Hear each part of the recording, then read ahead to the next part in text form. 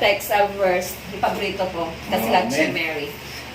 Proverbs 17:22, a merry heart doeth look good like a medicine, but a broken spirit drieth the bones. Kasi, yes.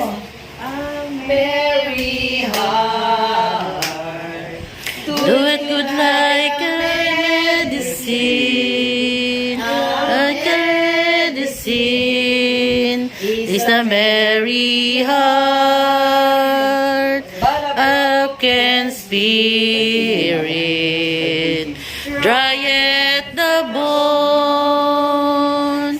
Is the merry heart, is the joy of the Lord. Sa totoo lang, grateful talaga ako dahil nung request si Maring Dels ng para kay Leonie, natutuwa ako dahil sandali lang dininig ng Panginoon na makasama natin siya. Kaya tuloy sabi ko, isang reason bakit gustong-gusto ko si Leonie. Sorry ha, hindi kita tinatawag sa pangalan mo. Although, ayaw mo yung age gap natin. Kasi hindi ka naman mukhang 70.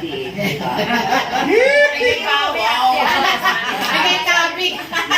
Pero hindi dahil ibig sabihin na tinawag ko si Ate Lynette ang ate is matanda na siya kaysa na pag hindi. Bakit naman yan sa nagkataon lang kasi si Ate Lynette kasi teacher siya. So yung ano doon yung kwan ko, yung hindi dahil hindi na Principal yan.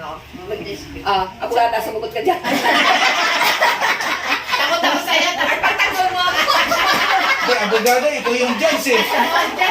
Delikado, baka may check kami. Hindi yun nga talaga. Tuwan-tuwa talaga ako na kasama ka namin. Kasi tama yung sabi ni Marinda sa kanina na wag nating iiwanan. Huwag tayo mag-iiwan. Kaya noon siya sabi ko, ayoko may maiiwanan. Nung nag-create ng bagong group. Sabi ko, nasaan yung iba?